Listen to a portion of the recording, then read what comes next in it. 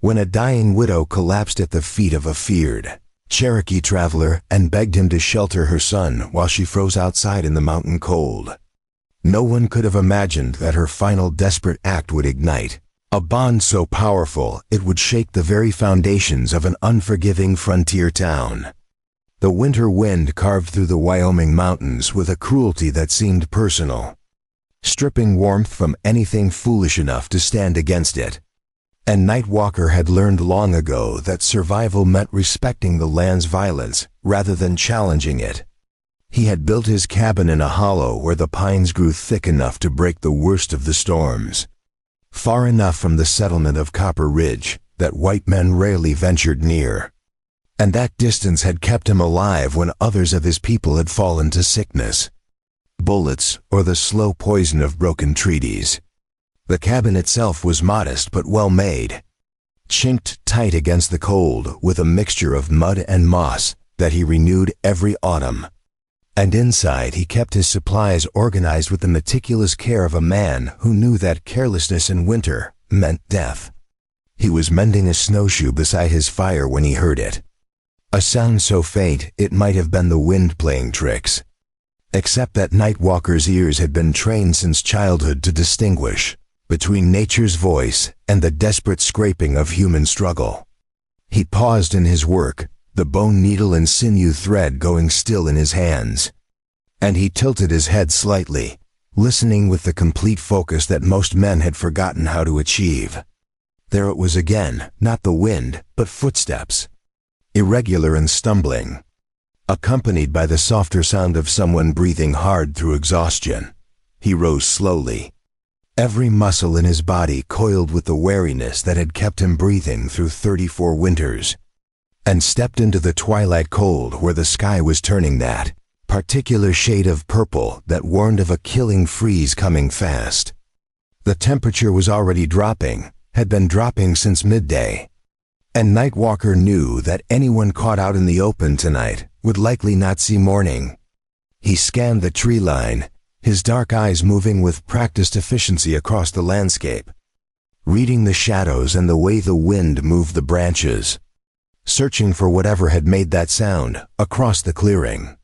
Two figures moved like shadows trying to hold their shape against the gathering dark, one supporting the other in a stumbling dance of exhaustion that Nightwalker recognized immediately as the final miles before collapse. He did not call out, did not rush forward, but instead watched with the patience of a hunter, measuring their movements, reading the story written in their footprints and the way the smaller figure dragged through snow that came up past his knees.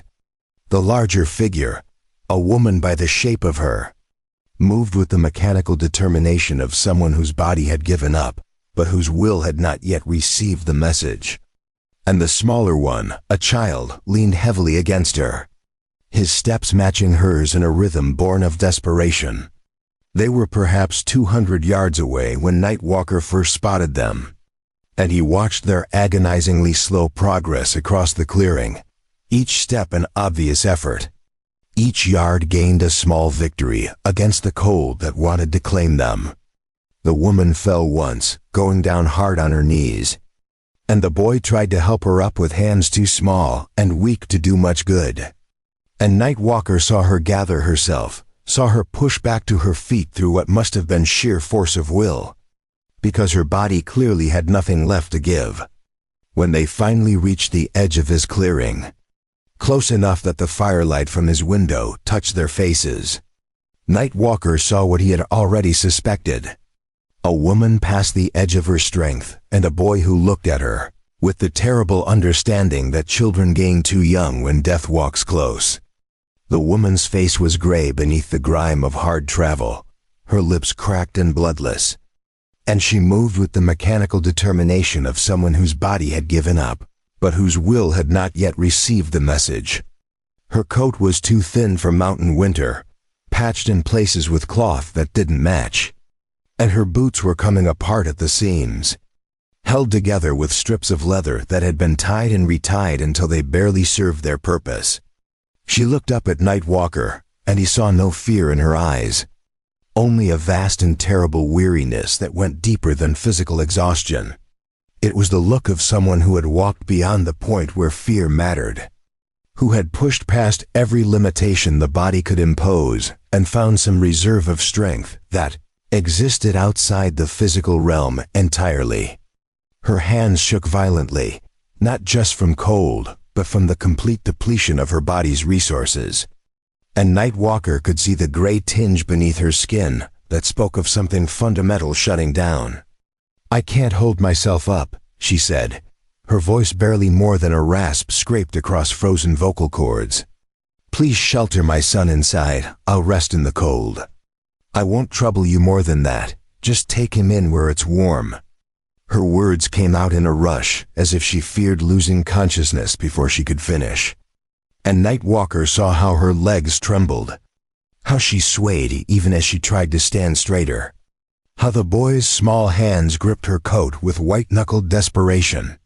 There was something in her voice that went beyond pleading, a raw honesty that stripped away all pretense and left only the fundamental truth of a mother who had reached the absolute limit of what she could endure. The boy, who couldn't have been more than 10 or 11 years old, looked up at Nightwalker with eyes that held too much knowledge for someone so young. His face was flushed with fever, his lips dry and cracked, and he shivered constantly despite being wrapped in what looked like every piece of clothing the family had owned. He didn't speak, but his eyes moved between his mother and Nightwalker with an awareness that was heartbreaking in its premature understanding of adult desperation. Nightwalker stepped forward without speaking, and the woman flinched slightly, an instinctive reaction that told him she had learned to expect cruelty from men, perhaps from the settlers in Copper Ridge who had let her reach this point of desperation, or perhaps from harder experiences that had taught her to distrust kindness when it was offered. But he moved past her fear with the same careful deliberation he used when approaching wounded animals, and he bent down to lift the boy into his arms.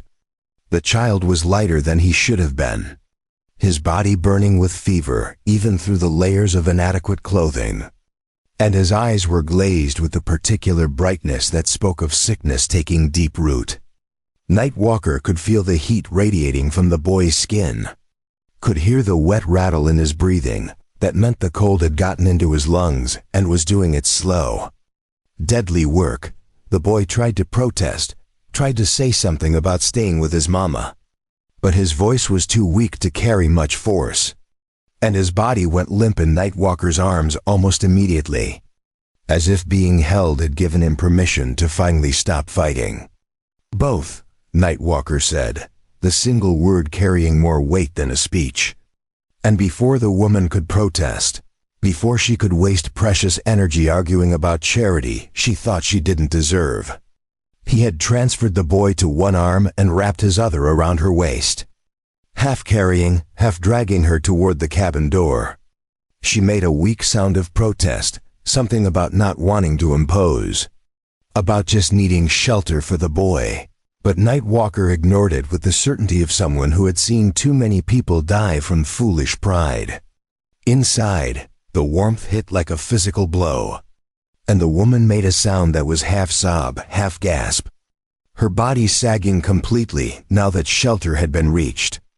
It was as if the warmth itself had broken something in her, had dissolved the last bit of iron will that had been holding her together, and she collapsed against Nightwalker with the complete surrender of someone who had been running on empty for longer than should have been possible.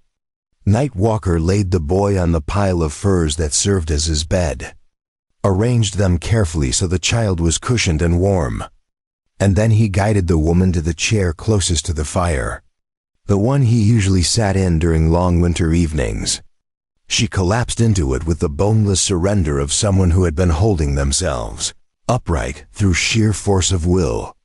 And now that she could finally rest, her body simply gave up all pretense of strength. Her hands hung limp at her sides, her head lolled back against the chair, and her breathing came in shallow gasps that spoke of lungs working too hard to sustain life. He moved quickly, with the efficiency of long practice, stoking the fire higher until flames leapt and danced, pulling more furs from his stores to wrap around them both. Thick bear pelts and elk hides that he had tanned himself during the autumn months. He set his kettle to boil with practiced efficiency, adding dried meat and herbs that he knew would help with fever and exhaustion.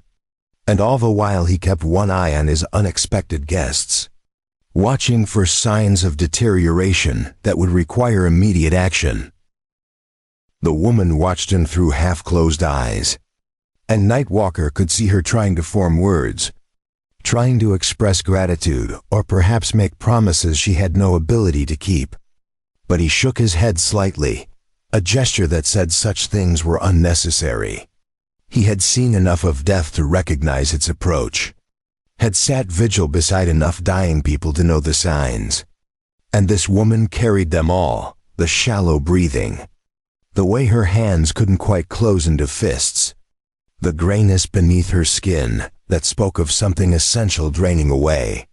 He prepared a simple broth from dried meat and herbs, nothing fancy but hot and nourishing. The kind of sustenance that could pull someone back from the edge if they hadn't gone too far.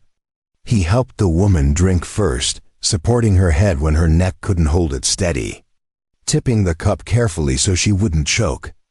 And he watched her swallow with the careful attention of someone monitoring a critical patient.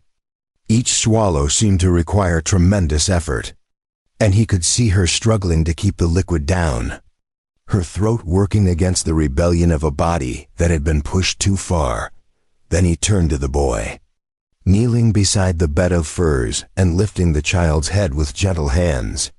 "Peter," the woman whispered, her voice barely audible. "His name is Peter," and Nightwalker nodded, filing the information away as he coaxed the child to take small sips.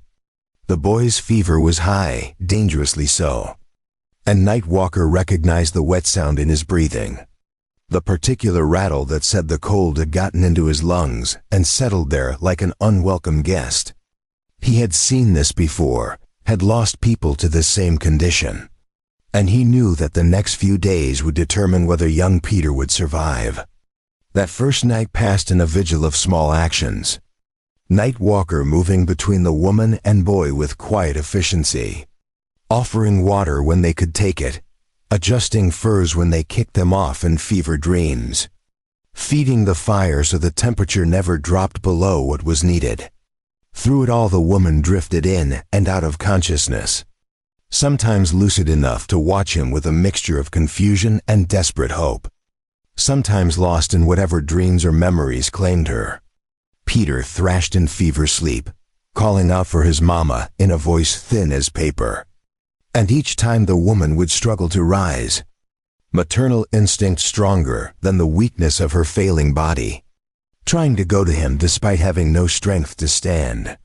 And each time Nightwalker would gently press her back down, would move to the boy himself and cool his forehead with snow-melt water, would speak to him in low tones that seemed to calm the worst of the fever dreams.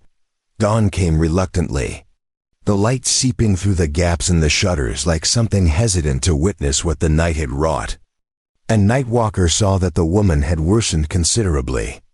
Her breathing was now as labored as her son's. Her skin had taken on a translucence that made her look already half departed. And there was a stillness about her that spoke of the body beginning its final shutdown. But she was awake, and her eyes were clear with the particular clarity that sometimes comes just before the end. And she looked at him with an intensity that demanded attention. "My name is Martha Hemley," she said, each word an effort that cost her more than it should. "We came from a homestead 3 days east, near the base of Black Mountain. My husband died last month when his horse fell on ice, crushed his chest. He lasted 3 days before the bleeding inside finally took him." She paused to gather breath, and Nightwalker waited patiently, knowing she needed to tell this story, needed someone to bear witness to how she and her son had ended up at his door. "The cold came early this year, too early. Caught us before we could lay by enough wood or get proper provisions stored. And the other settlers, they said they'd help come spring. But spring was months away and might as well have been years. And Peter got sick 2 weeks ago. Started with a cough that wouldn't stop, and I knew if we stayed in that cabin, we'd both freeze or starve or die of the sickness." Her voice cracked, and tears traced clean lines down her dirty cheeks, cutting through days of accumulated grime. "I heard talk in town about a Cherokee man who lived in these mountains. And they said you were dangerous, said you'd killed men who came too close. Said you were a savage who couldn't be trusted. But I thought maybe," she struggled for words, her hands trembling as she tried to explain the desperate logic that had brought her here. "I thought maybe you'd have more mercy than Christian folks who could watch a child die and call it God's will. Who could turn away from suffering because helping meant risking their own comfort." Nightwalker felt something twist in his chest. A familiar anger at a world that pushed people to such desperate choices. That forced a dying woman to trust her child to a stranger because her own people had turned away. He had seen it before, this particular cruelty of frontier life, where survival was measured in quantities too precious to share, and compassion was a luxury that froze along with everything else. The settlers of Copper Ridge went to church every Sunday and sang hymns about loving thy neighbor. But when winter came and resources grew scarce, that love evaporated like morning frost, he told her in his careful English, shaped by years of trading and negotiating with white men who looked at him with suspicion, even as they needed what he offered. That she had chosen correctly, that her son would be safe, that he would see Peter through the sickness and the winter both.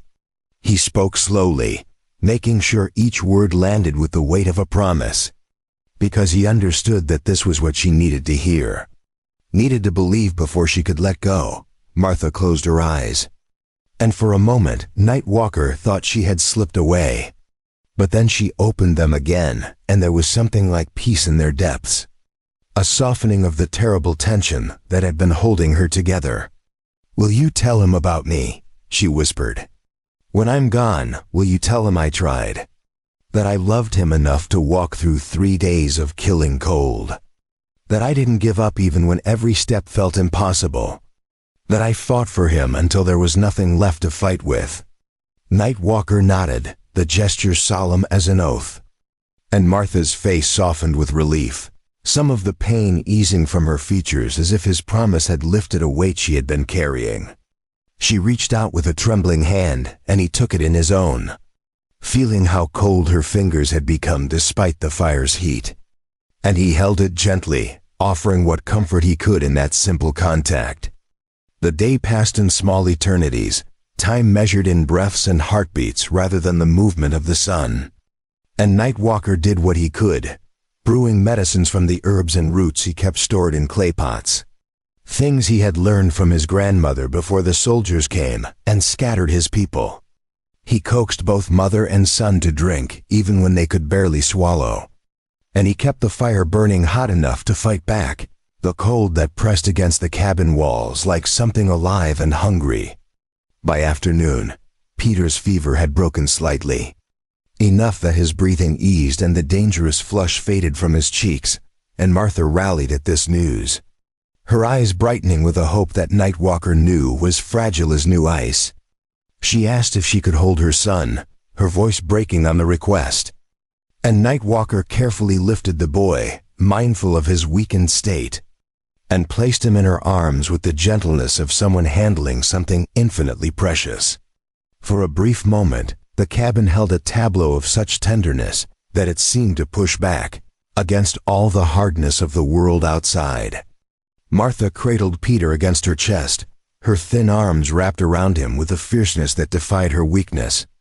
And she bent her head to his, whispering words that Nightwalker could not hear. Private things meant only for a mother and son. She sang to him then, her voice barely audible, a lullaby that spoke of green fields and warm hearths and all the gentle lies that mothers tell their children about a world that will be kind. Peter stirred in his sleep, his small hand clutching at her coat with instinctive need.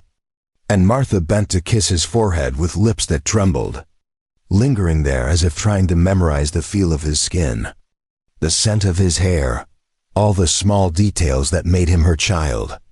Nightwalker turned away, giving them privacy for what he suspected might be their last moments together. And he busied himself with tasks that didn't need doing.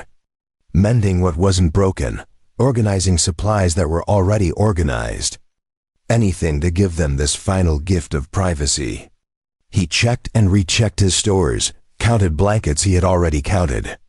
And all the while he listened to Martha's soft singing, hearing how it grew weaker with each verse. When he finally turned back, Martha's eyes were closed. Her breathing had grown so shallow that her chest barely moved, and Peter still slept in her arms, unaware that he was being held by someone already beginning to slip away. Nightwalker approached quietly, his footsteps silent on the packed earth floor. And he gently extracted the boy, careful not to wake him, laying him back on the furs where he could rest undisturbed. Then he pulled a chair close to Martha and sat down to keep watch. Because no one should die alone, and because he had made her a promise. And keeping vigil was part of that promise. She opened her eyes once more as darkness fell outside, the last light fading from the sky. And she looked at Nightwalker with a clarity that seemed to come from somewhere beyond the dying body that contained it. "Thank you," she said, and the words carried the weight of everything she couldn't say. All the fear and grief and desperate love that had brought her to this moment. All the gratitude for a kindness she had not expected to find. Nightwalker took her hand again, feeling how cold it had become. How the life was draining from her with each passing moment. And he told her in his own language, knowing she wouldn't understand the words, but hoping she would understand the meaning.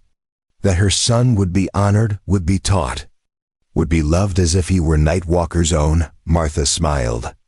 A real smile that transformed her haggard face into something beautiful, revealing the woman she had been before hardship and loss had carved their marks into her features. Her eyes held his for a long moment. And in that gaze Nightwalker saw recognition, understanding, and a deep abiding gratitude that needed no words. Then her breathing simply stopped, no struggle, no final gasp. Just a quiet cessation as natural as the ending of a day. Nightwalker sat with her for a long time, holding her cooling hand, thinking about courage and sacrifice and the strange paths that brought people together in this vast and unforgiving land. Outside the wind howled its ancient song, and somewhere in the distance a wolf called to its pack.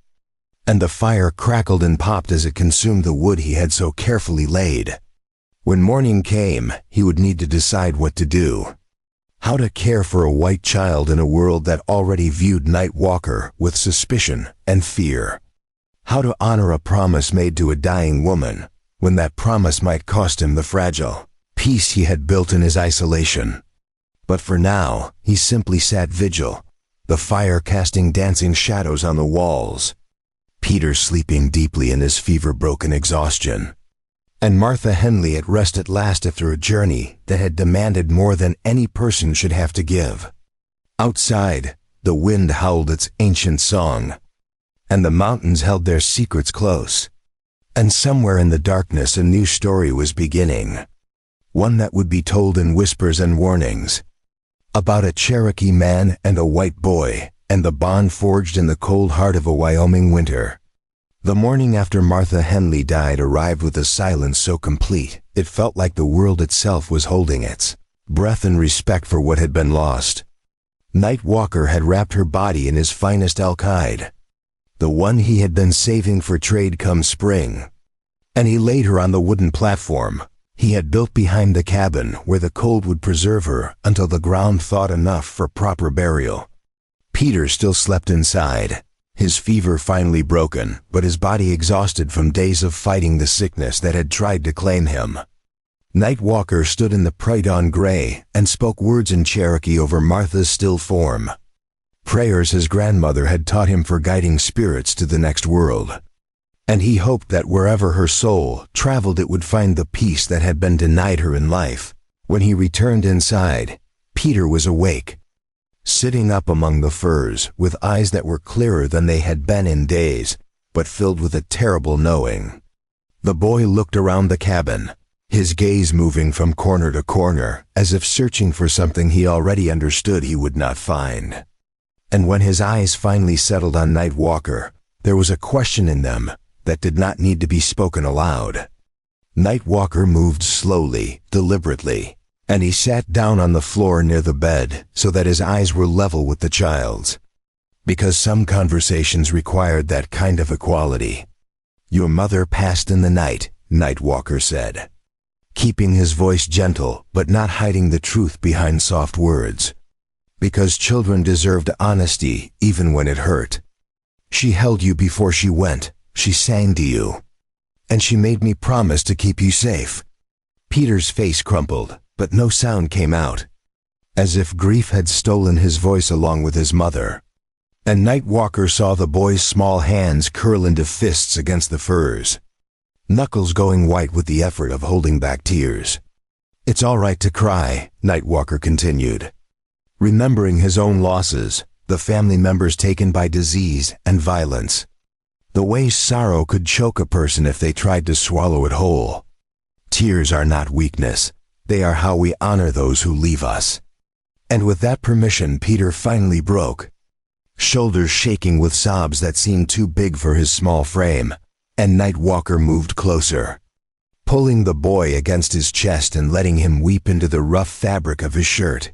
They sat that way for a long time, Nightwalker holding the grieving child while outside the sun climbed higher and the day began its slow march toward whatever came next.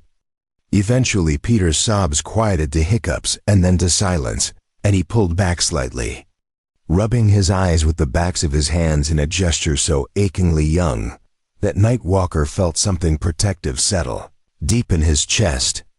"What happens to me now?" Peter whispered, his voice hoarse from crying and sickness both. "I got no family left, nowhere to go." Nightwalker studied the boy's face, seeing the fear there, but also a strange kind of resignation, as if Peter had already begun preparing himself for whatever hardship came next, because hardship was all he had known lately. "You stay here," Nightwalker said simply. "Your mother asked me to care for you, and I gave her my word. Among my people, a promise made to the dying is sacred above all others." Peter looked at him with something like disbelief, as if kindness had become so foreign that he could not quite accept it when offered.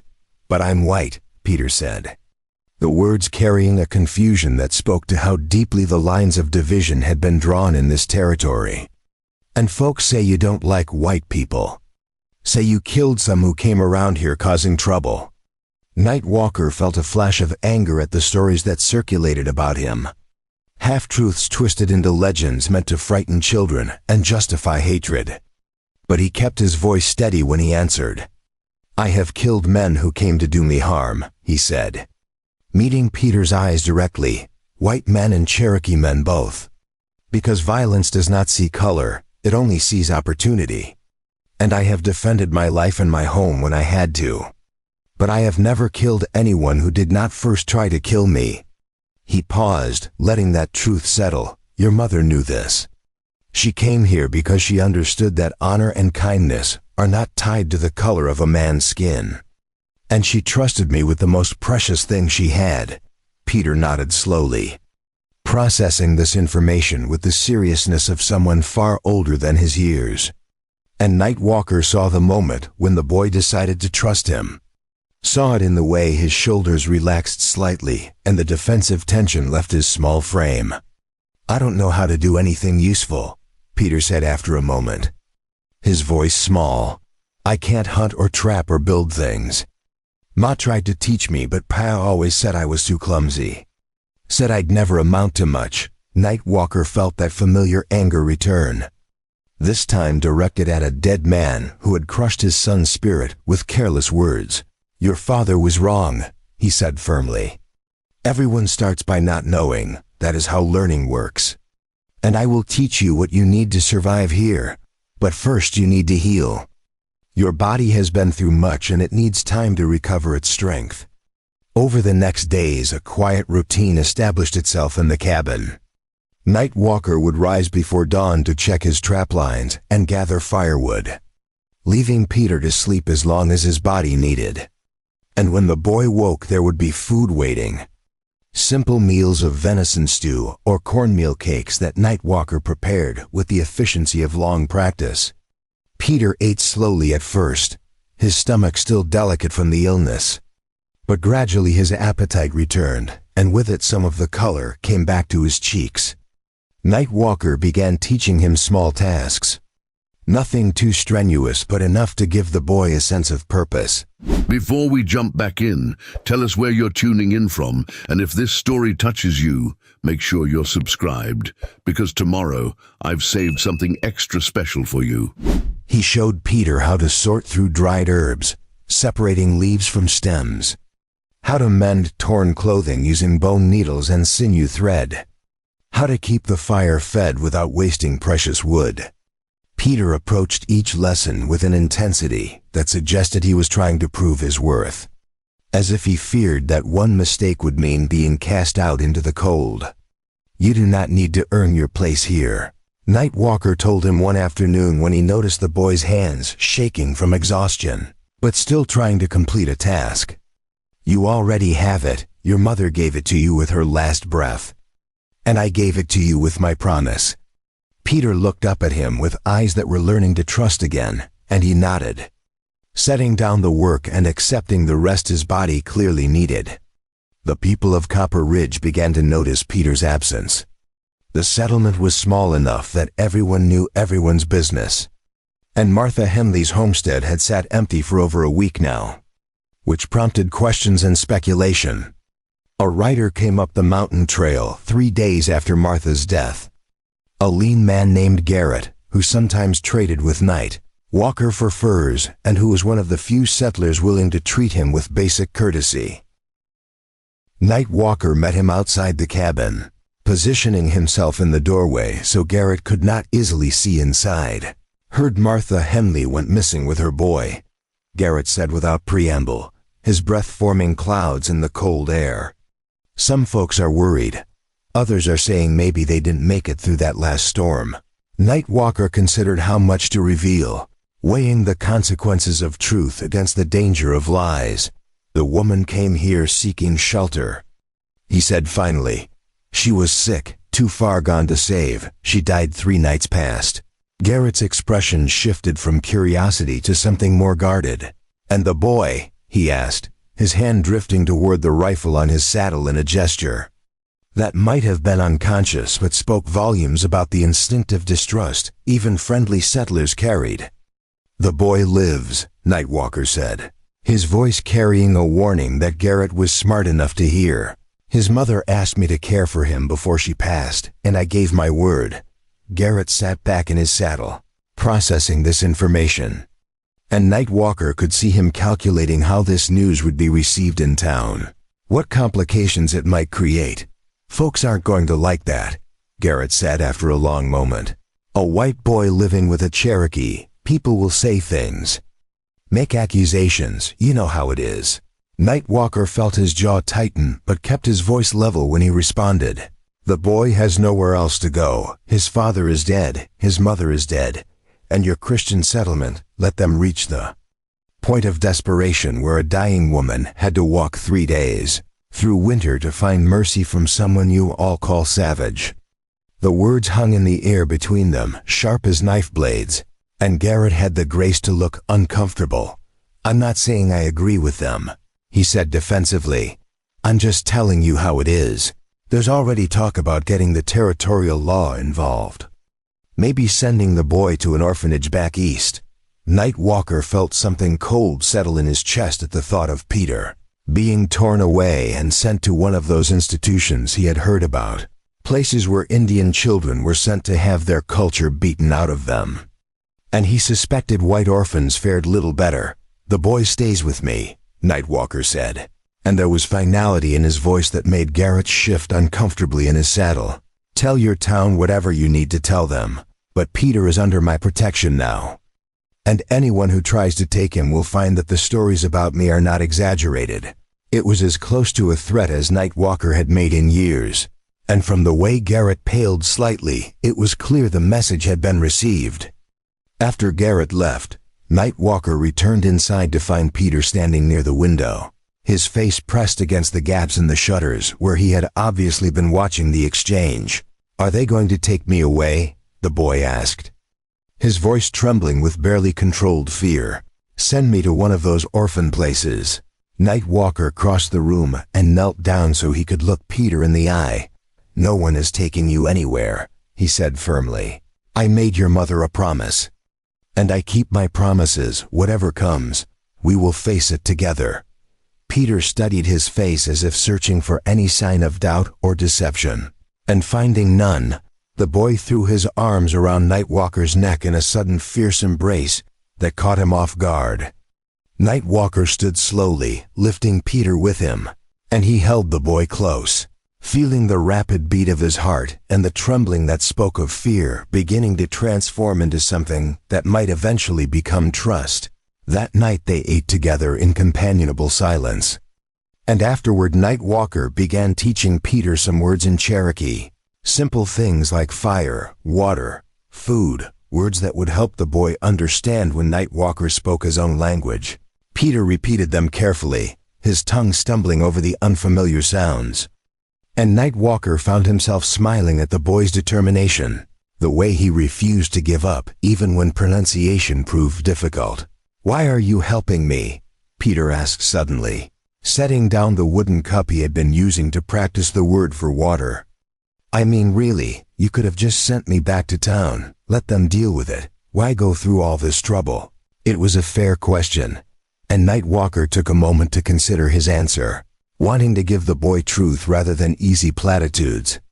"Because I know what it is to lose everything," he said finally, his voice carrying the weight of memories he rarely spoke about. "When I was not much older than you, soldiers came to our village. They said we had to leave our land, move west to territory that had been set aside for us. And when some of our people refused to go, when they tried to fight back, the soldiers killed them." He paused, seeing Peter's eyes widen with understanding. "I watched my father die trying to protect our home, watched my mother waste away from grief during the forced march west. And by the time we reached the new territory, I had no one left." Peter sat very still, absorbing this, and Nightwalker saw the boy beginning to understand that they shared something fundamental, a loss so deep it had reshaped who they were. "But you survived," Peter said softly. "You made it through." Nightwalker nodded. "I survived because others helped me when they did not have to. Because even in the darkest times there were people who chose kindness over cruelty. And now I can do the same for you. Can give you what was given to me." The conversation seemed to settle something in Peter, as if understanding Nightwalker's own losses made the care he offered feel less like charity and more like solidarity. They sat together as the fire burned low, neither feeling the need to fill the silence with unnecessary words. And outside the wind howled, but inside the cabin there was warmth, and the beginning of something that might eventually grow into the foundation of a new kind of family. Days turned into weeks, and Peter's strength returned gradually but steadily. Nightwalker taught him to read tracks in the snow, to distinguish between deer and elk, rabbit and fox, to understand the stories written in disturbed earth and broken branches. He showed Peter how to set snares for small game, how to check them without leaving too much scent, how to approach cautiously in case something larger and more dangerous had gotten there first. The boy proved to be a quick learner when freed from his father's constant criticism, his young mind absorbing information with an eagerness that pleased Nightwalker more than he wanted to admit. Peter's hands were still clumsy sometimes, his movements uncertain, but Nightwalker saw improvement in every task, saw the boy's confidence growing as he mastered skills that would help him survive in this harsh land. But the peace could not last indefinitely. One morning Nightwalker woke to the sound of multiple horses approaching, more than the single rider that usually meant a trader or friendly visit, and he knew immediately that Copper Ridge had sent a delegation. He woke Peter quickly, told him to stay inside no matter what happened, and then he stepped out into the cold morning to face whatever was coming. 5 men sat on horseback in front of this cabin, led by a stern-faced man named Hutchins who served as the settlement's unofficial judge in matters of dispute. Behind him were 4 others, including Garrett, who would not meet Nightwalker's eyes, and their hands rested on rifle stocks with the casual readiness of men prepared for violence. "We've come for the Henley boy," Hutchins said without preamble, his voice carrying the authority of someone used to being obeyed. "It's not proper for a white child to be living with a savage, and the town has decided to send him east where he can be raised civilized." The casual use of that word, savage, was meant to provoke, to justify whatever actions they planned to take, and Nightwalker felt his hands curl into fists at his sides. "The boy's mother entrusted him to my care," Nightwalker said, keeping his voice level despite the anger burning in his chest. "She chose me over your settlement, over people who let her and her son reach the point of starvation and desperation, and I gave her my word that Peter would be protected." Hutchins' face hardened at this, the implied criticism striking home. What Martha Henley did or didn't do doesn't matter now. What matters is the boy's future, and he needs to be with his own kind. "His own kind let him nearly die," Nightwalker shot back, his patience fraying. "His own kind watched his mother walk to her death and did nothing to help. So you'll forgive me if I don't trust your concern for his welfare." One of the other men, a young hothead named Davis, leaned forward in his saddle. "You don't get to decide what happens to white children, Indian. Town says the boy comes back. So either hand him over or we'll take him." Nightwalker felt the moment crystallize, felt the choice narrowing to violence or surrender, and he knew which one his conscience would allow. "You will not take him," he said, and his hand moved to the knife at his belt. The gesture deliberate and clear. "I made a promise to a dying woman, and I will honor that promise with my last breath if necessary." The 5 men exchanged glances, calculating odds, measuring their willingness to die for this cause. Hutchins raised a hand, forestalling any immediate action. "Think about what you're doing," he said, his voice taking on a conciliatory tone that did not match the hardness in his eyes. "You kill any of us and they'll hunt you down. They'll hang you and take the boy anyway. Is that what you want?" Before Nightwalker could respond, the cabin door opened, and Peter stepped out despite instructions to stay inside. The boy moved to stand beside Nightwalker, his small frame dwarfed by the Cherokee man's height, but his stance defiant. "I'm not going with you," Peter said, his voice shaking but determined. "My May chose Nightwalker because she knew he was a better man than any of you, and I'm staying with him." The declaration hung in the cold air, a child's voice carrying more moral authority than 5 armed men could muster. And Nightwalker saw Hutchins' expression shift from certainty to doubt. Garrett finally spoke up, his voice quiet but firm. "Maybe we should let it be. The boy seems well cared for. And it's not like we have families lining up to take in orphans. Most folks can barely feed their own." Hutchins turned to glare at Garrett, but the damage was done. Doubt had entered the group dynamic, and after a long tense moment, the judge pulled his horse's reins.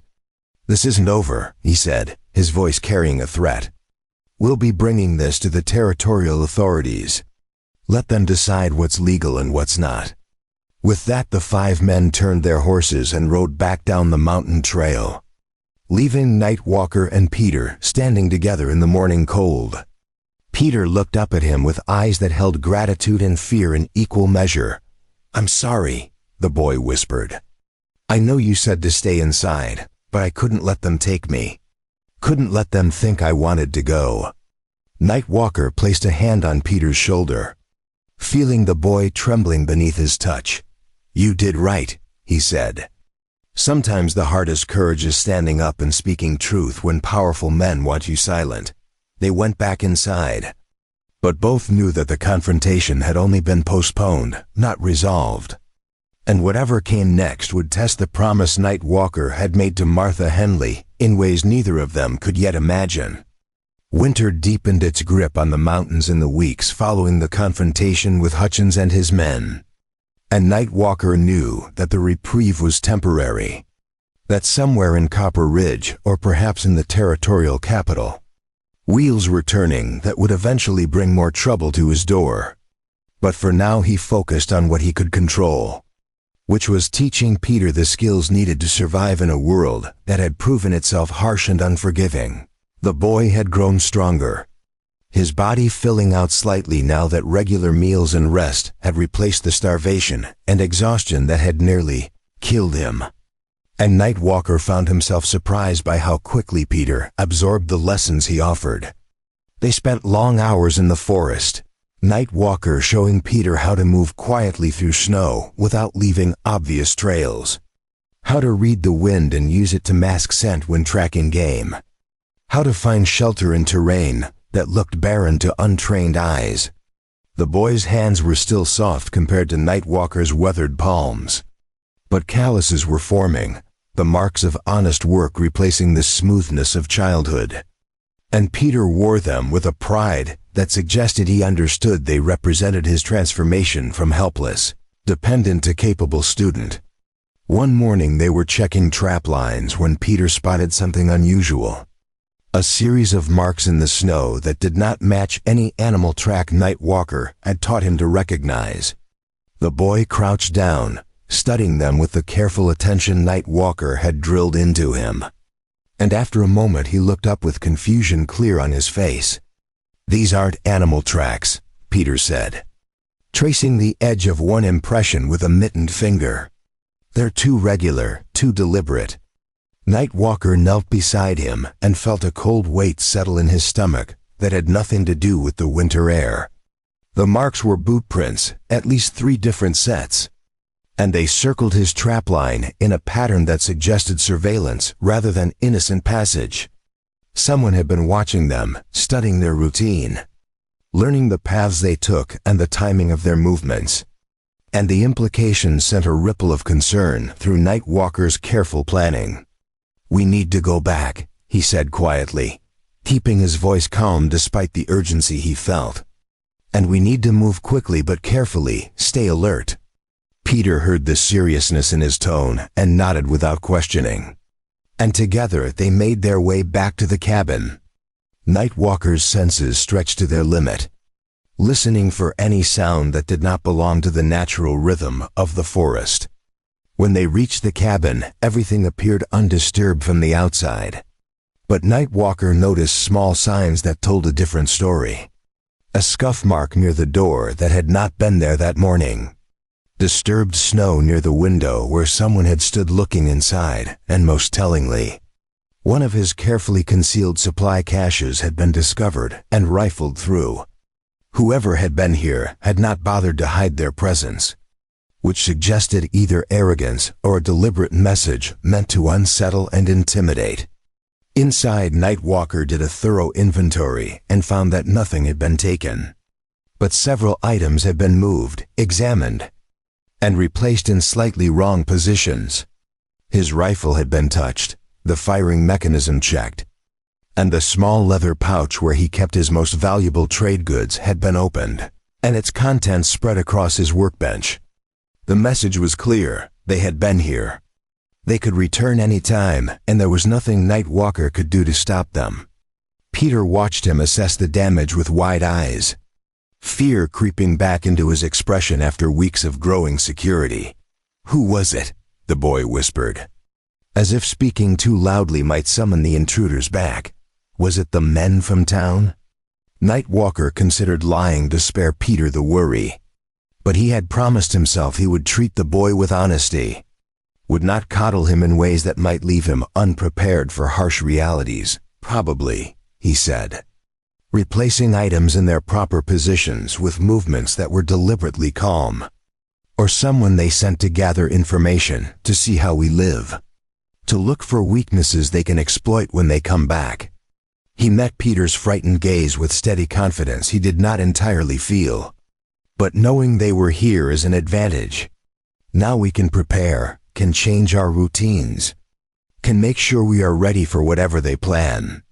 Over the next days, Nightwalker transformed the cabin into something more defensible.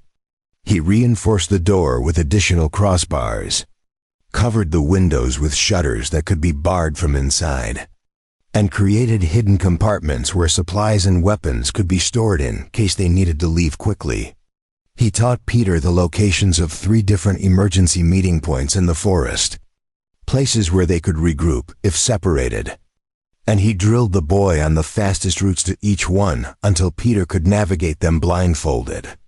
The preparation helped ease some of Peter's fear, giving him concrete actions to focus on rather than abstract worries. And Nightwalker saw the boy's confidence return as he mastered each new defensive measure. But beneath the practical preparations, Nightwalker wrestled with a deeper question.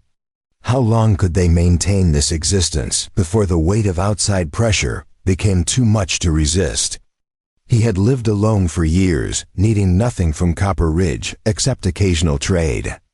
But Peter's presence changed the equation in ways that complicated every calculation. A week after discovering the intrusion, Nightwalker made a decision that he knew Peter would not like, but which necessity demanded. They were sitting by the fire after the evening meal when he broached the subject. Choosing his words with care, "I need to go to town tomorrow," he said. Watching Peter's face carefully, "I need to speak with some people. Try to understand what is being planned, and you cannot come with me." Peter's expression shifted immediately from calm to alarm. "Why can't I come?" he asked, his voice rising slightly. "I could stay quiet, stay out of sight." Nightwalker shook his head. "Your presence in town would only inflame tensions, would give people a visible target for their anger and fear. And I need to move freely, to listen and observe without drawing attention." He reached out and placed a hand on Peter's shoulder, feeling the boy trembling beneath his touch. "I know being alone here frightens you, but I have taught you well. You know how to bar the door, where the weapons are hidden, how to stay safe until I return." The boy's eyes filled with tears. He tried to blink back, and Nightwalker felt his resolve waver at the sight of such raw vulnerability. "What if you don't come back?" Peter whispered, voicing the fear that had been growing since Martha's death, the terror of abandonment that lurked beneath every moment of security. "What if they arrest you or hurt you or—" His voice broke. Unable to finish the sentence that contained too many terrible possibilities, Nightwalker pulled the boy close, holding him with a gentleness that contrasted sharply with his weathered exterior. "I will come back," he said firmly, infusing the words with every ounce of certainty he possessed. "I have survived worse than anything Copper Ridge can throw at me, and I have something now worth surviving for." He felt Peter's arms wrap around him in a desperate embrace, and he let the boy hold on for as long as needed, understanding that sometimes comfort mattered more than words. The next morning dawned clear and bitterly cold, the kind of day where breath froze in the air and exposed skin went numb within minutes. Nightwalker prepared carefully, dressing in his best clothing to present an image of dignity rather than desperation. And he checked his weapons multiple times, even though he had no intention of using them unless absolutely necessary. Peter watched these preparations with a stoicism that broke Nightwalker's heart, the boy trying so hard to be brave, to not add to the burden with his fear. Before he left, Nightwalker knelt down and looked Peter in the eye. "Remember everything I taught you," he said. "Trust your instincts. And if anyone comes before I return, anyone at all, you go to the first emergency point and wait for me there." Peter nodded, his jaw set with determination. And Nightwalker saw in that moment how much the boy had grown, how resilience was being forged in the crucible of repeated loss and challenge. The ride to Copper Ridge took most of the morning, and Nightwalker used the time to mentally prepare for confrontations he knew were coming. The settlement was larger than he remembered from his last visit months ago. New buildings had gone up, and the population seemed to have swelled with late-season arrivals, seeking shelter before winter made travel impossible. He rode slowly down the main street, feeling eyes track his movement. hearing conversations die as he passed, and he kept his expression neutral, refusing to show any reaction to the hostility radiating from doorways and windows. He went first to Garrett's trading post, the one place in town where he had historically been treated with basic decency. The trader was alone when Nightwalker entered, and Garrett's face showed a mixture of relief and concern at his appearance. "You shouldn't be here," Garrett said without preamble. "Hutchins has been stirring people up, saying you're holding the Henley boy against his will, that you're probably planning to raise him as some kind of Indian warrior." Nightwalker felt anger flash hot in his chest but kept his voice level when he responded. "Peter stays with me of his own choice, honoring his mother's wishes. If Hutchins wants to challenge that, he should do so directly rather than spreading lies." Garrett ran a hand through his thinning hair, clearly uncomfortable with his role as messenger. "It's not that simple anymore. The territorial governor sent a marshal to investigate. Fellow named Crawford, who arrived 3 days ago. And he's been taking statements from anyone willing to talk."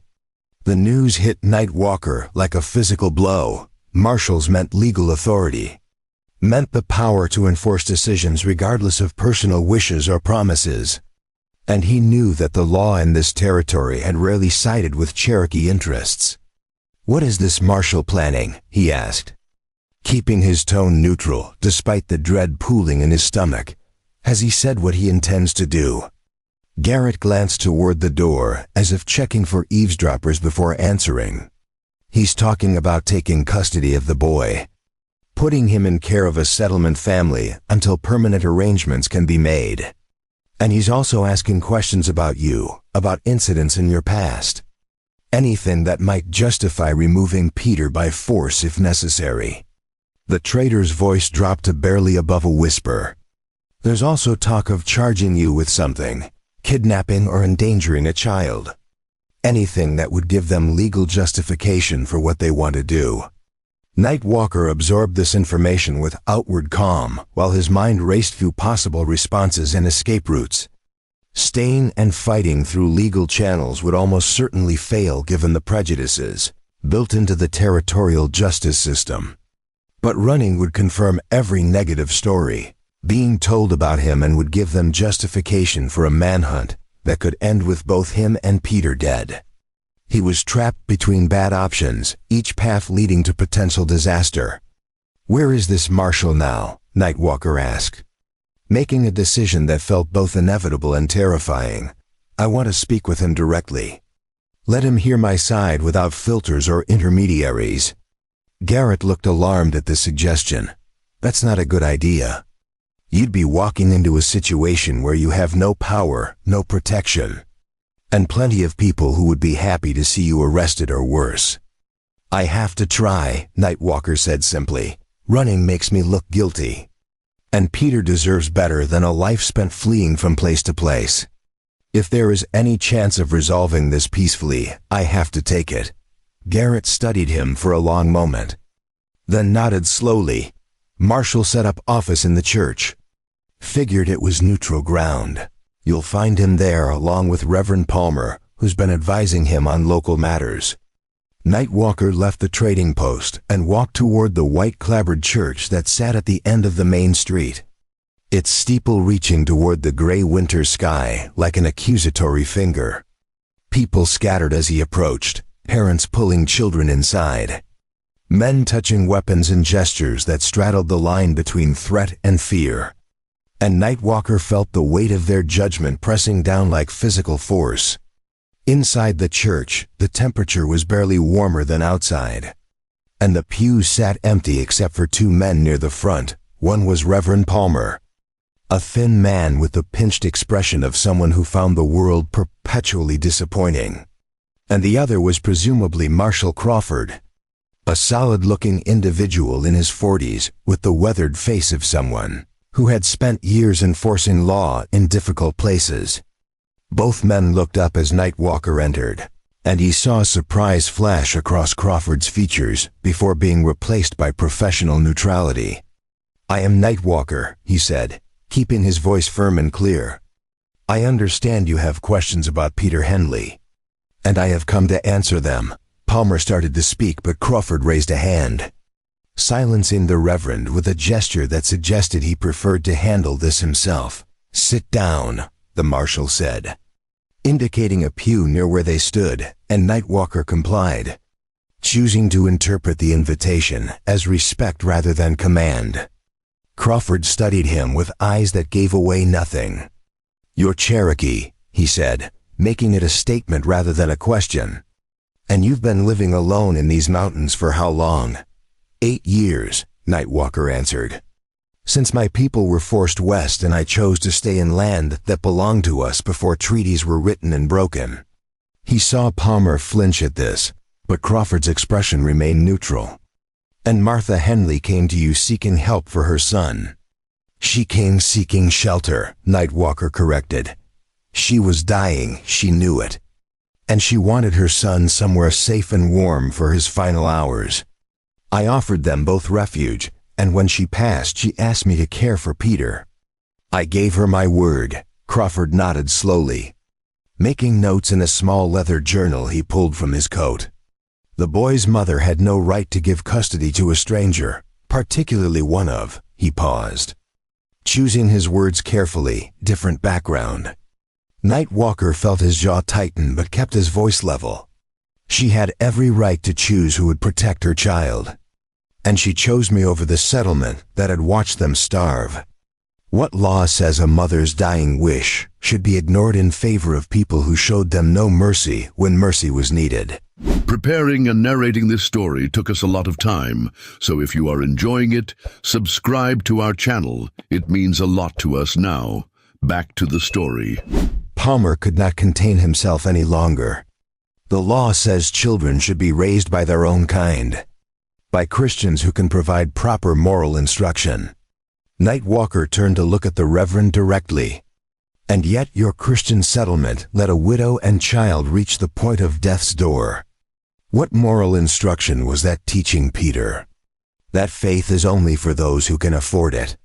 Crawford cleared his throat, drawing attention back to himself. "Whether we agree with how the situation developed, the fact remains that territorial law requires orphan children to be placed with appropriate guardians. And you," he met Nightwalker's gaze steadily, "do not qualify under current regulations." The marshal's voice was not unkind, but it carried the finality of someone delivering a verdict that would not be reconsidered. "So you intend to take him," Nightwalker said, feeling the last hope of peaceful resolution crumbling. "To place him with strangers who will teach him to be ashamed of the woman who died protecting him. To forget the promise she made me keep."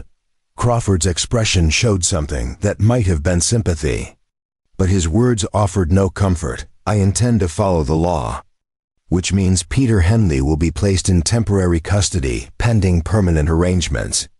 If you cooperate, this can happen peacefully. If you resist—" He let the implication hang in the air. Nightwalker stood slowly, feeling the weight of impossible choices pressing down on him. "I need time," he said, "time to explain to Peter what is happening, to help him understand this is not abandonment. Give me 2 days and I will bring him to town myself." Crawford considered this request while Palmer shook his head vehemently. But eventually the marshal nodded. 2 days. After that, I will come with men and we will take him by force if necessary. Do you understand?"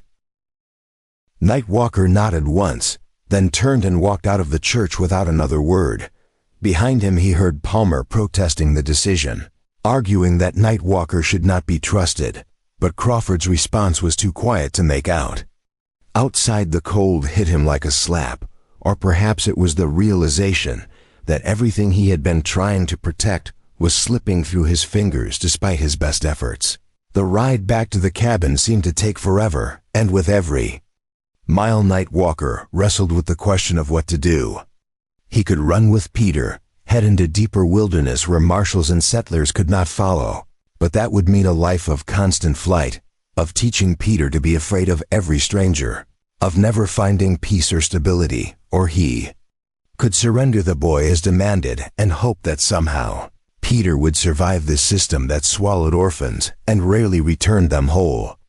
When he finally reached the cabin, dusk was falling and Peter rushed out to meet him, relief naked on his young face. "You came back," the boy said, throwing his arms around Nightwalker's waist. "I was so scared, but you came back just like you promised." Nightwalker held him close, feeling the weight of the conversation they needed to have, and he wished desperately that Martha Henley could be here to tell him the right words to use.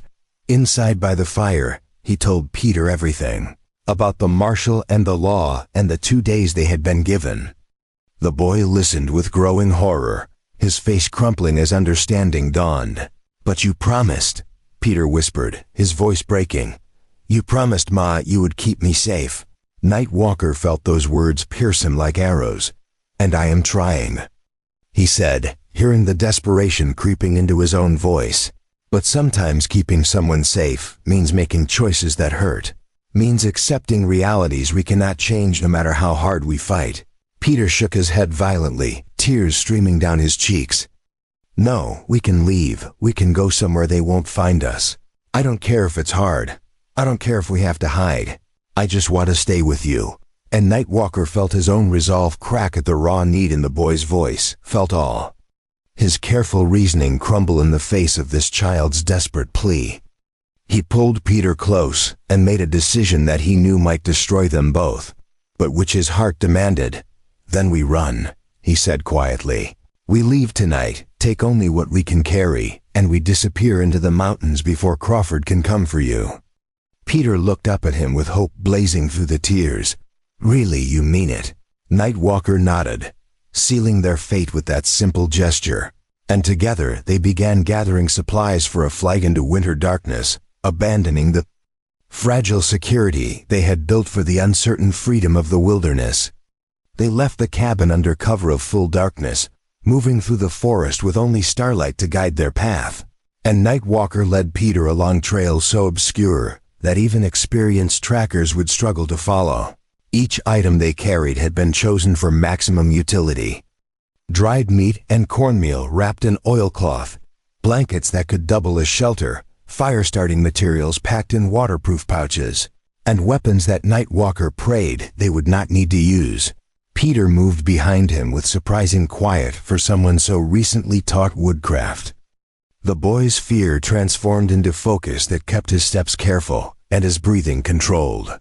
Nightwalker had chosen a destination that few white men knew existed, a series of caves in the high country where his grandmother's people had once wintered during the harshest months. Places so remote and difficult to reach that only those with deep knowledge of Cherokee roots could find them. The journey would take 3 days of hard travel through terrain that was unforgiving even in good weather, and with winter at its peak, the danger multiplied exponentially. But danger from nature felt preferable to the certainty of separation that waited in Copper Ridge, and Nightwalker had made his choice knowing full well the consequences of failure. The first night they traveled until exhaustion forced them to stop, and Nightwalker found a sheltered depression beneath an overhanging rock, where they could rest without being visible from more than a few feet away. He did not risk a fire despite the cold that seeped through their clothing and turned their breath to fog. Instead, wrapping Peter in every blanket they carried and holding the boy close to share what warmth their bodies could generate, Peter shivered against him but did not complain. And Nightwalker felt a surge of pride at the courage this child had discovered within himself. "How long until we reach the caves?" Peter whispered, his voice barely audible even in the profound silence of the winter forest. Nightwalker considered lying to make the journey seem shorter, but he had committed to honesty and would not abandon that principle now. 2 more days if the weather holds, longer if we hit storms." He felt Peter nod against his chest, accepting this information with the stoicism that hardship had taught him.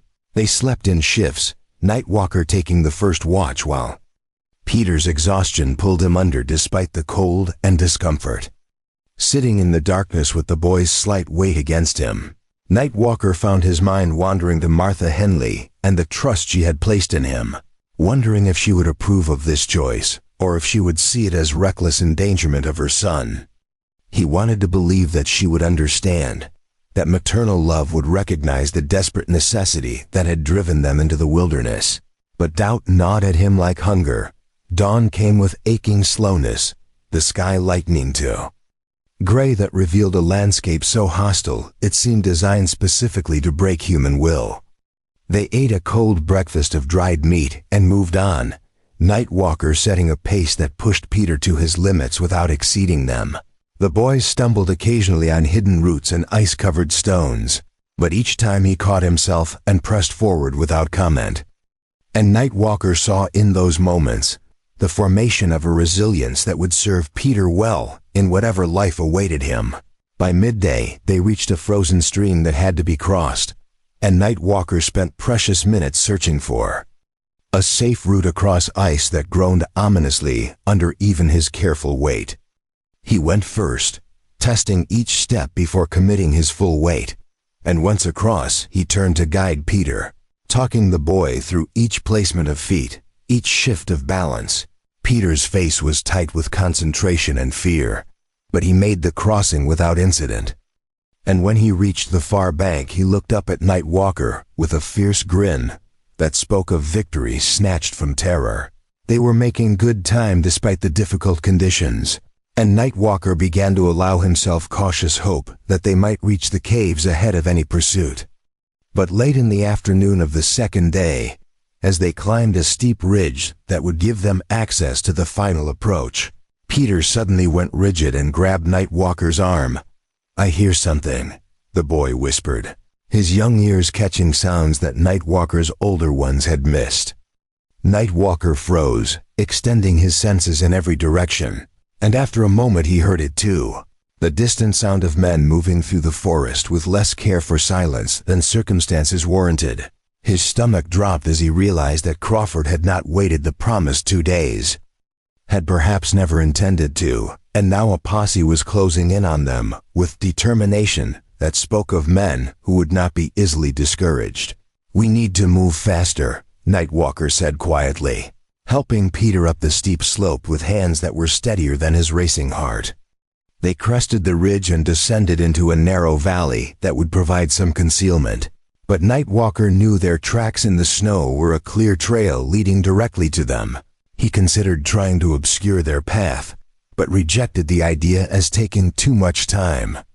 Their only advantage now was speed and the hope that darkness would fall before their pursuers closed the distance. The sound of pursuit grew louder as the afternoon wore on, and Nightwalker realized with cold certainty that the men following them had brought dogs. The occasional bark carrying clearly through the winter air. Dogs could follow a scent trail, even when visual tracking became impossible. And they moved faster than men burdened with supplies, and a child who could not match an adult's pace.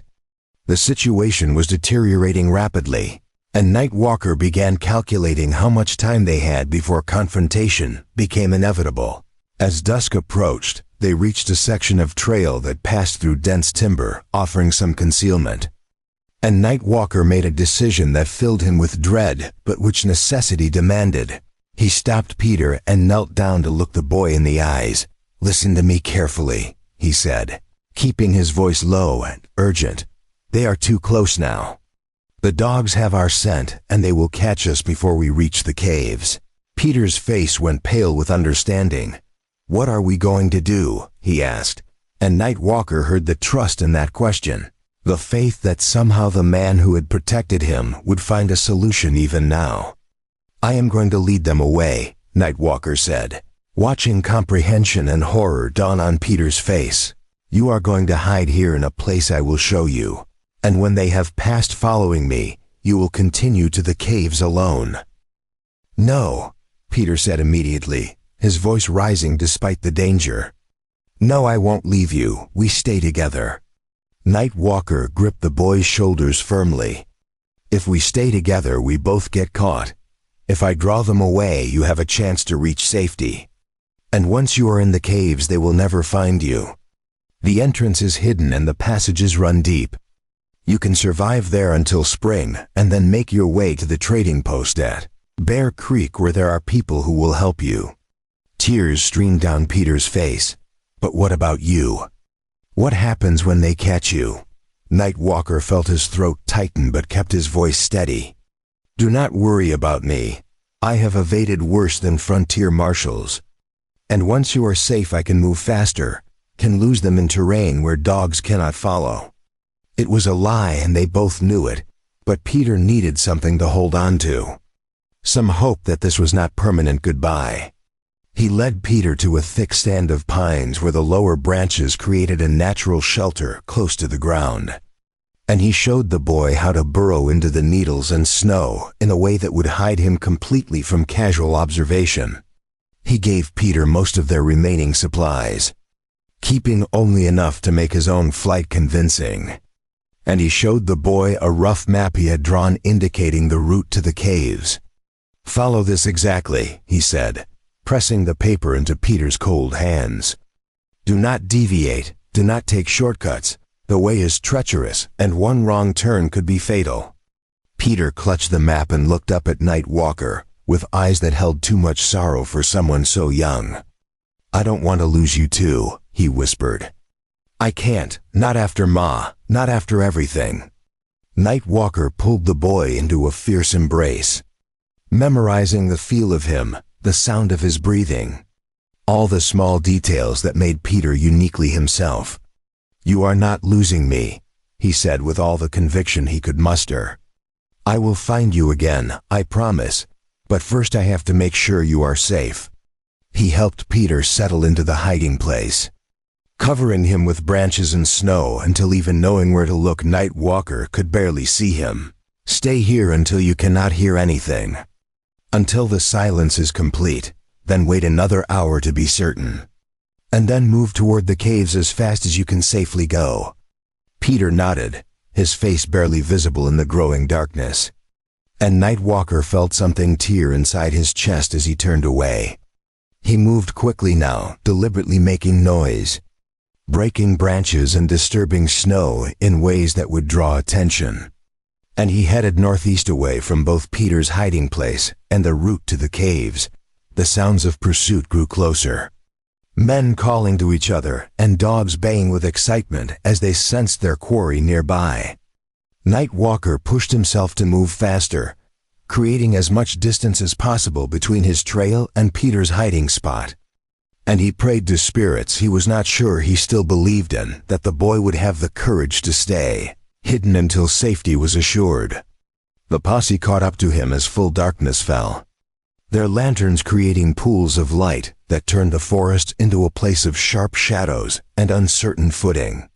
Night Walker heard Crawford's voice calling for him to stop, to surrender peacefully, and he ignored it, pushing deeper into terrain that he knew intimately and they did not. But exhaustion was taking its toll. His legs burned from days of constant movement, and his breath came in gasps that tore at his throat. He reached a section of trail that ran along a steep drop into a canyon, the path narrow and treacherous with ice. And he slowed cautiously, knowing that one misstep would mean a fall that no one could survive. Behind him the posse closed in, their lights and voices growing nearer. And Night Walker realized he had run out of room to maneuver. He stopped at a point where the trail widened slightly and turned to face his pursuers. His back to the canyon edge, Crawford emerged from the darkness first, his face flushed from exertion but his gun steady in his hand. Behind him came Hutchins and 4 other men from Copper Ridge, all armed, all looking at Night Walker with expressions that ranged from grim satisfaction to outright hatred. It's over, Crawford said, his voice carrying authority that brooked no argument. Where is the boy? Night Walker stood silent, his mind calculating angles and possibilities, weighing the slim chance of escape against the certainty of what would happen to Peter if he revealed the hiding place. I sent him away, he said finally. He is beyond your reach now, safe with people who will honor his mother's wishes. It was close enough to truth that he could say it with conviction. And he saw doubt flicker across Crawford's face. Hutchins pushed forward, his face twisted with anger. You're lying. The boy can't survive out here alone. Tell us where he is before he freezes to death. Nightwalker met his gaze with contempt. Peter is stronger than you think. Stronger than any of you gave him credit for. And he knows how to survive because I taught him. Something his own people should have done instead of leaving him to starve. One of the other men, Davis the hothead from the first confrontation, raised his rifle with shaking hands. Enough talk, let's just take this savage in. He'll tell us where the boy is once we have him in a cell. Crawford raised a hand to forestall action. We do this by law. Nightwalker, I am placing you under arrest for kidnapping and child endangerment. You will come with us peacefully, or we will use force. Nightwalker felt the edge of the canyon at his back and understood that he had reached the end of his options. If he went with them, they would eventually break him. Would extract Peter's location through methods legal or otherwise. And all his sacrifice would be for nothing. If he fought, they would kill him here, and the search for Peter would continue with renewed urgency. There was only one choice that guaranteed Peter's safety. One action that would end the pursuit and give the boy the time he needed to disappear completely. I will not tell you where he is, Nightwalker said clearly, his voice carrying across the frozen landscape. And I will not let you use me to find him. Before anyone could react, he took a step backward, felt his foot find empty air, and let gravity claim him. The last thing he heard as he fell was Crawford shouting and Peter's name being called into the darkness. And then there was only the rush of wind and the certainty that he had kept his promise to Martha Henley in the only way left available. The fall was not as far as the darkness suggested. Perhaps 30 feet into snow-covered rocks that broke his body but did not kill him immediately. Nightwalker lay in the canyon bottom, unable to move, feeling cold seep through shattered bones and torn flesh. And above him he heard voices arguing about whether to attempt a rescue or wait for daylight. Crawford's voice rose above the others, insisting they had to try. But Hutchins countered that it was too dangerous. That Nightwalker had made his choice, and they should focus on finding the boy. Eventually the voices faded as the posse moved away. Some going back to search the trail for signs of Peter. Others heading to town for rope and equipment to retrieve Nightwalker's body at first light. Alone in the darkness, bleeding into snow that would preserve him until morning. Nightwalker felt a strange peace settle over him. Peter was safe. Would remain hidden until the search moved elsewhere. And the boy had the skills and supplies needed to reach the caves. It was not the ending he had hoped for, but it was one he could accept. He thought of Martha in those final moments.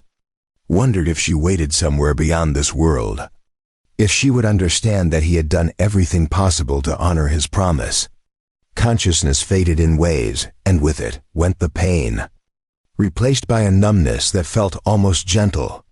Above him stars wheeled through a sky so clear it seemed possible to fall upward into their light, and Nightwalker let his eyes close, accepting whatever came next with the calm of someone who had fought well and could rest knowing his battle had meaning. But death was not quite ready to claim him. As the night deepened toward its coldest hour, a sound penetrated the fog settling over his mind. The crunch of small feet moving carefully through snow. And then Peter's voice calling his name with desperate urgency. Nightwalker tried to warn the boy away, to tell him to run while he still could, but his voice would not work. And he could only lie there as Peter scrambled down the slope with reckless courage. The boy reached him and began crying, hands hovering over Nightwalker's broken body as if afraid to touch and cause more damage. You can't die, Peter sobbed. You promised you'd find me again, you promised. And Nightwalker felt those words pierce through the numbing cold. Felt them ignite something in him that refused to surrender. With effort that cost him more than the fall itself. He forced his eyes open and looked at Peter's tear-stained face. The caves, he whispered. Each word agony. You have to go now, before they come back. But Peter shook his head stubbornly. Not without you. I won't leave you here to die alone. And Nightwalker saw in the boy's expression an echo of the determination that had carried Martha through 3 days of killing cold. A refusal to abandon those loved even when wisdom demanded it. Peter stripped off his own coat and laid it over Nightwalker.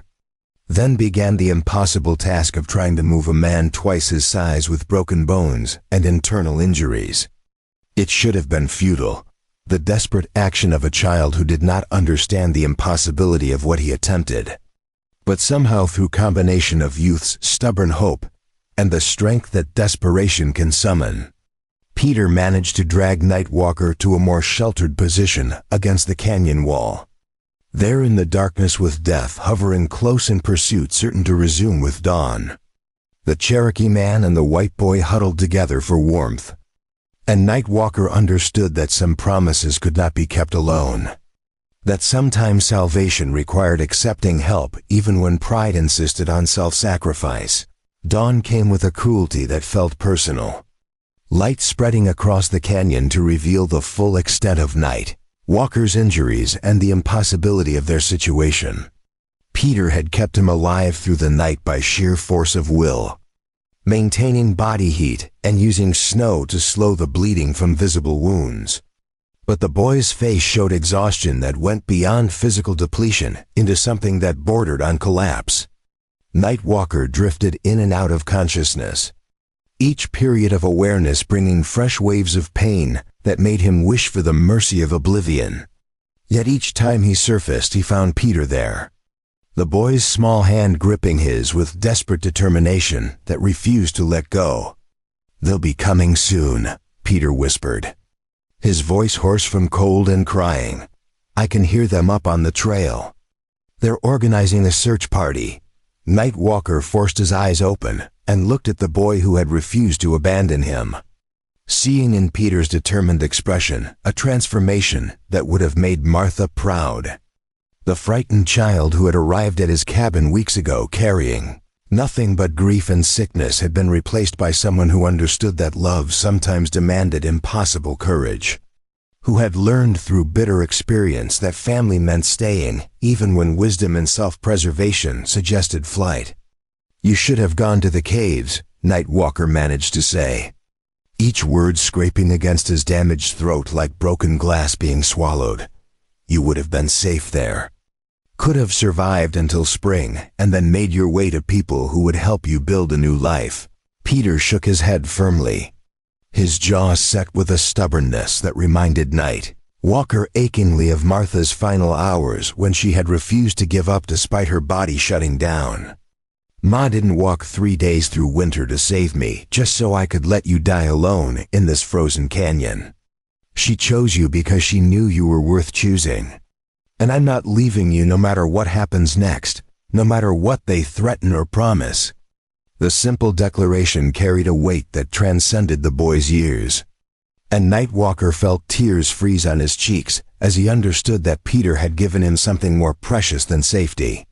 The gift of not dying forsaken and forgotten in a place where no one would mourn his passing, whatever happened next. Whether they faced imprisonment or separation, or worse consequences that neither could yet imagine, they would face it together.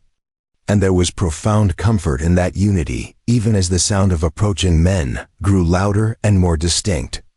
Voices grew clearer above them as the search party returned with equipment for retrieving what they assumed would be a corpse.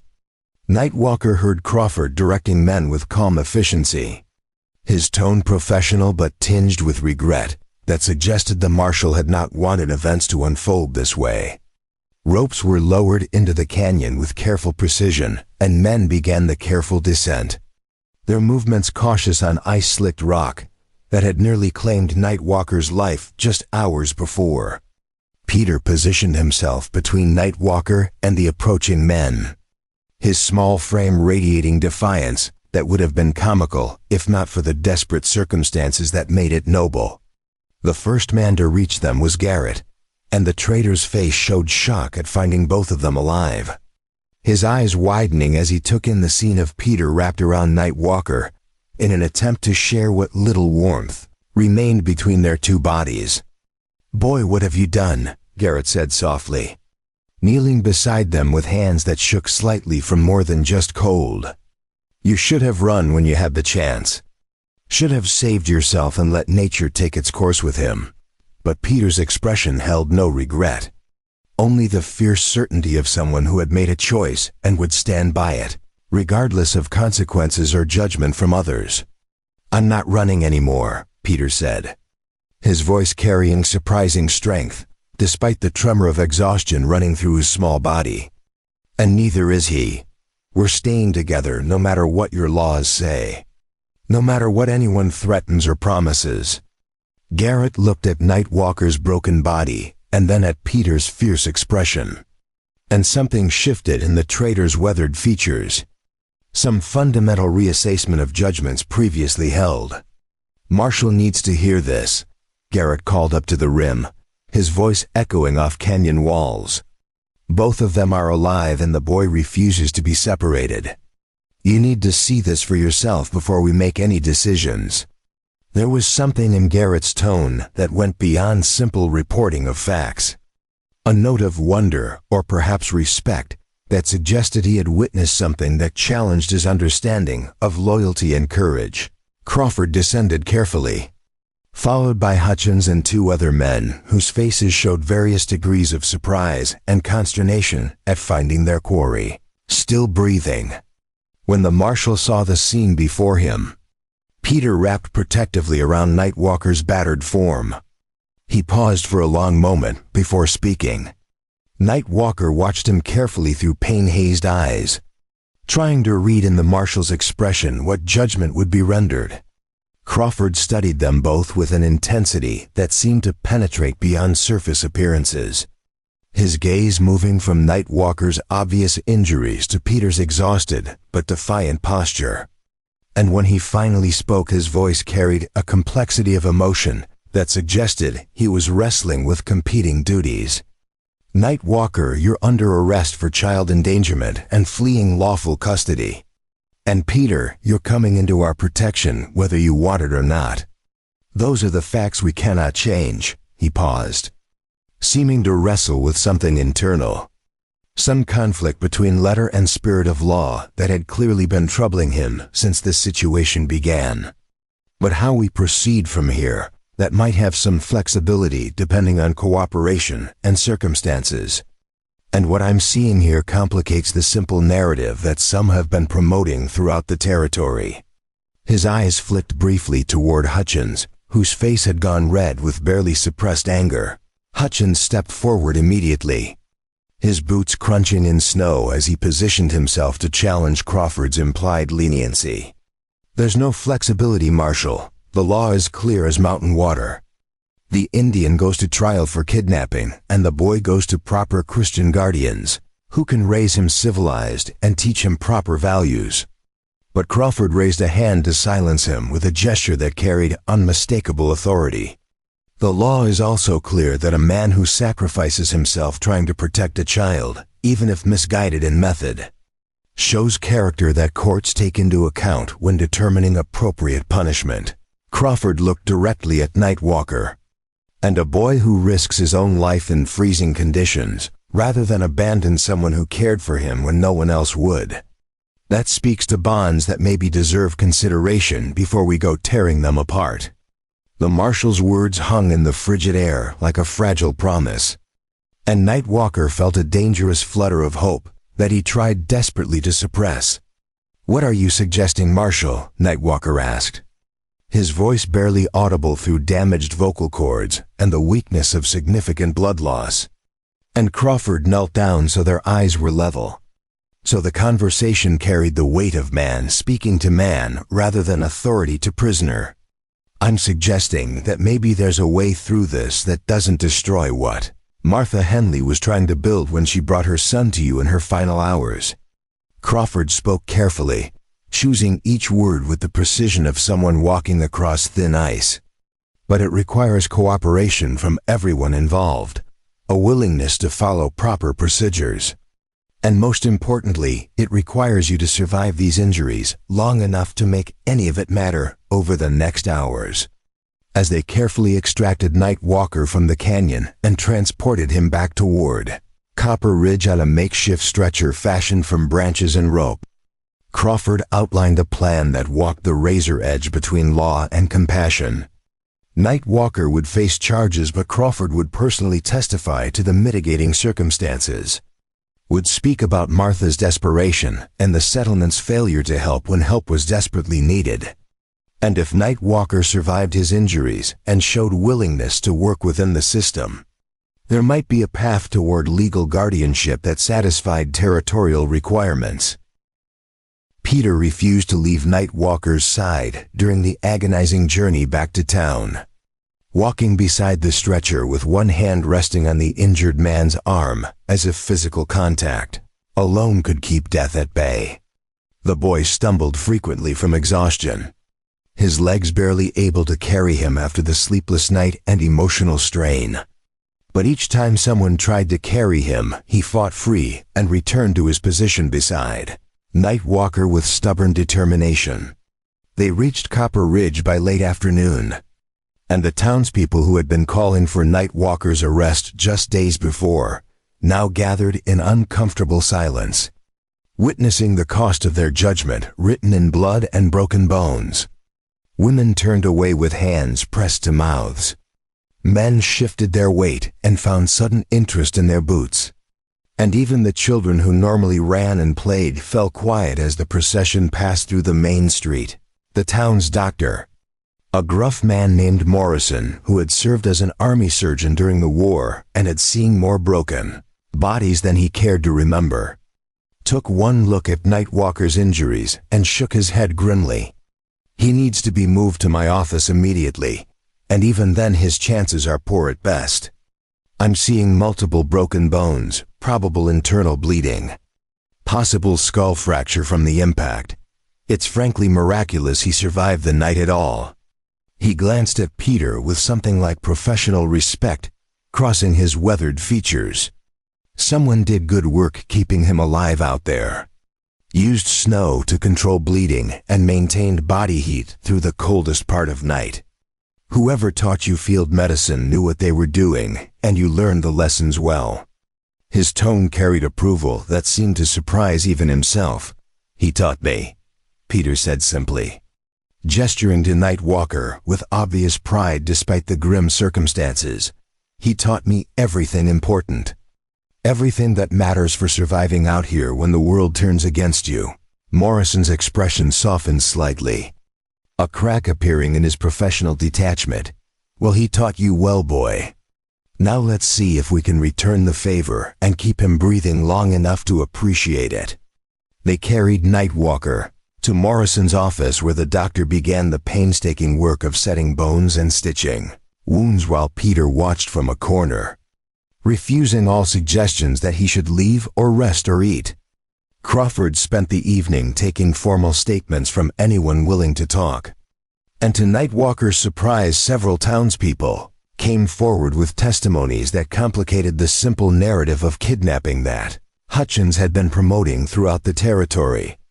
Garrett spoke about Martha Henley's desperate state when she had passed through town seeking help, how she had begged for assistance that was repeatedly denied by people who claimed Christian charity but practiced something else entirely.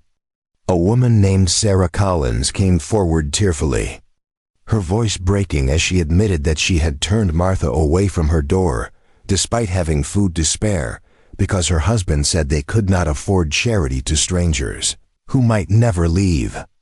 Even Reverend Palmer, under Crawford's pointed questioning and the marshal's unwavering gaze, acknowledged that the church had collected funds specifically meant for helping struggling families but had not distributed them to the Henleys because of concerns about their ability to repay and questions about whether they were truly deserving.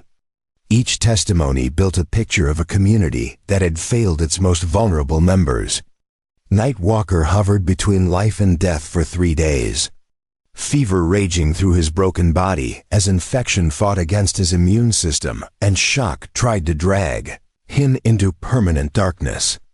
Peter maintained vigil beside his bed, sleeping in fits and starts on a chair pulled close, eating only when Morrison physically forced food into his hands with threats that, if the boy collapsed from exhaustion, all the work of saving Night Walker would be for nothing. The boy talked to Night Walker during periods when consciousness seemed close to the surface, telling stories about the things they would do when he recovered, places they would go exploring come spring. Skills Peter still wanted to learn on the third night, when Morrison had privately told Crawford to prepare for the worst. Peter leaned close and whispered something that only Night Walker could hear. "Ma came to me in a dream last night. She was standing in sunshine and she looked happy, not sick or tired like before. And she said you're not allowed to die yet because your promise isn't finished." Peter's voice cracked, but he continued, words tumbling out in desperate rush. "She said there's still too much you need to teach me. So you have to fight, you have to come back to me." And whether it was Peter's words or some deeper reserve of stubborn will, Night Walker's fever broke just before dawn. His recovery was agonizingly slow, measured in tiny victories like being able to sit up without fainting or take a few steps with assistance before exhaustion forced him back to bed. Peter was there for each milestone, offering encouragement and practical help, and the bond between them became visible to everyone who witnessed their interactions 6 weeks after the fall. Night Walker was strong enough to stand before a territorial judge who had traveled to Copper Ridge, specifically to hear the case that had generated reports all the way to the capital. The courtroom was packed with townspeople, whose opinions had shifted dramatically as the full story emerged through Crawford's investigation. Crawford presented evidence methodically, building a case that acknowledged Night Walker's technical violations while contextualizing them within Martha Henley's dying wish and the settlement's failure to provide help. The judge, a silver-haired woman named Elizabeth Thornton, who had a reputation for fairness tempered with pragmatism, listened to everything before rendering her decision. This court finds that while Night Walker's actions in fleeing with the child were technically illegal and cannot be condoned as precedent, they were motivated by a promise made to a dying mother and a reasonable fear that the child would be torn from the only stability he had found. Furthermore, the evidence shows that Peter Henley has not merely survived in Night Walker's care, but has actually thrived, learning skills and values that will serve him well, and has formed an attachment that this court is reluctant to sever without compelling reason. She looked directly at Night Walker, however. The law requires proper procedures be followed, so this court orders the following. Night Walker will enter into a formal guardianship arrangement subject to regular review.